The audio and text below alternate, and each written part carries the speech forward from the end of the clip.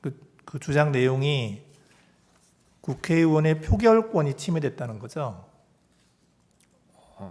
심의와 표결권 같이 주장하는 부분입니다. 예, 뭐 심의권도 네. 뭐 침해되었고 표결권도 침해되었고. 네. 예. 그런데 그 표결권이 그 침해됐다는 부분이 그 청구인들의 부결표 행사의 가치가 희석되었다. 그래서 표결권이 침해되었다. 이런 주장이신 건가요? 일단은 그 아까 본회의 회의록을 먼저 보여드렸던 부분인 게 정족수를 어떻게 적용할 것인지 여부에 대해서 확정을 이제 뭐 국회의장께서는 일반 정족수를 하겠다라고 하는 부분인데 이게 국회의원들 간에서도 이견이 있었던 부분이고 그 저희 청구인들 입장에서는 가중된 정족수를 적용해야만 저희는 이제 본회의에서 만약에 이제 투표를 하더라도 그에 맞는 가치, 그러니까 반대표 의결을 했을 때 그 가치를 인정받을 수 있었기 때문에 이제 그 가중된 정족수부터 해야 된다라고 계속 항의를 했었던 부분이고, 그리고 그 재판관님께서 말씀하셨던 그 표결의 부결표의 가치 부분은 부수적인 그러니까 부수적이라기보다는 이제 그 첫 번째 이제 표결을 할 수 있는 기회를 부여받느냐 뭐 받았다라고 한다면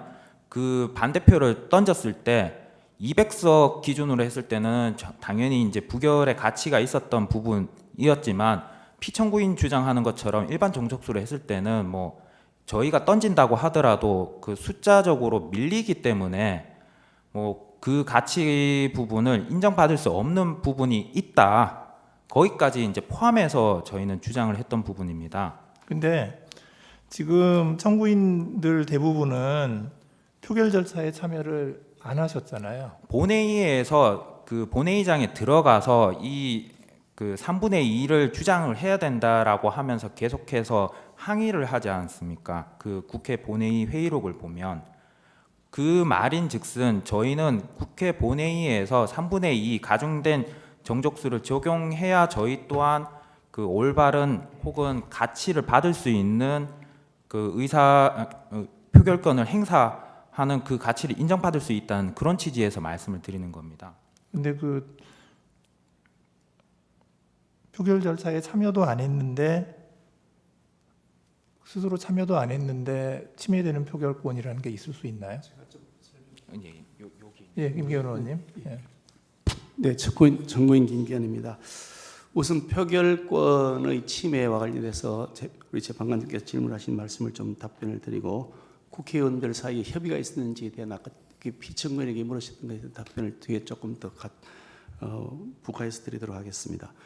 국회 본회의장에서 국회의장이 의결 정족수를 일반 정족수로 하겠다, 제적 과반으로 하겠다고 선언한 순간 우리 국민의힘 소속 여당 소속 국회의원들은 자신의 표결을 통해서 이 사안을 가결시키거나 부결시키거나 할 수 있는 그 표결의 가치 자체를 저희들은 훼손당한 것입니다. 그러니까 이 표결 자체의 표결이라는 것은 표결의 행위만이 그 표결권이 아니라 표결 결과로 나타난 결과의 가치 또한 표결권의 범위에 포함된다고 저는 생각합니다. 그런데 이 가중된 정족수를 적용하지 않겠다고 하는 것은 그 표결의 결과적 가치를 침해하는 것이기 때문에 이 표결권의 행사 자체를 실질적으로 무효화시키는 것이다. 그런 측면에서 표결권을 침해당했기 때문에 이런 표결에 참여할 수 없다고는 항의 표시로 그이들이 퇴장한 것이기 때문에 결과적으로 본질적으로 표결권을 침해한 것이다. 저는 그렇게 생각한다는 말씀을 드리고요.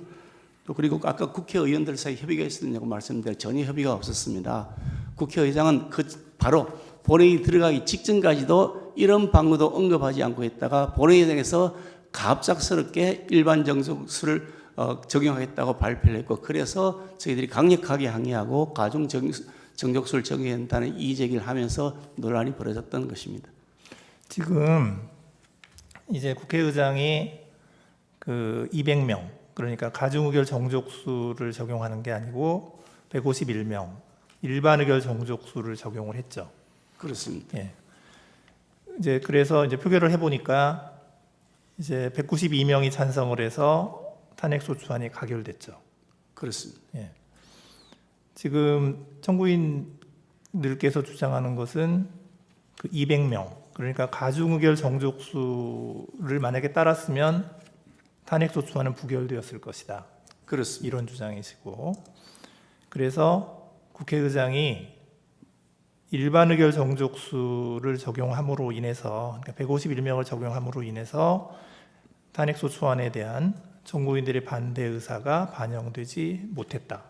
그렇습니다. 이런 주장이시고, 그래서 그 결과 결국 부결표를 행사하더라도 그 부결표 행사의 가치가 희석되었을 것이기 때문에 그래서 이제 궁극적으로 표결권이 침해된 것이다. 뭐 이런 주장이신 거잖아요. 그렇습니다. 근데 이제 여기서 문제가 뭐냐면 그 표결권의 가치에 대해서 혹시 그 헌법이나 국회법에 별도의 규정이 있나요? 제가 알기로는 특별한 규정이 없는 것으로 알고 있습니다만 표결권이라는 것은 좀 전에 말씀드린 것처럼 표결권을 행사한다는 그 표결권과 동시에 표결의 결과가 반영될 수 있도록 하는 것을 같이 포함하고 있는 것이다. 저는 그렇게 말씀드리고 싶습니다. 근데 이제 그 이론적으로 보면 그 표결권의 개념에 그 표결권을 행사하는 국회의원들의 의사가 국회의 최종 의사로 결정되어야 한다는 그런 의미가 그 표결권의 개념에는 이론적으로 포함이 안 되는 거 아닌가요?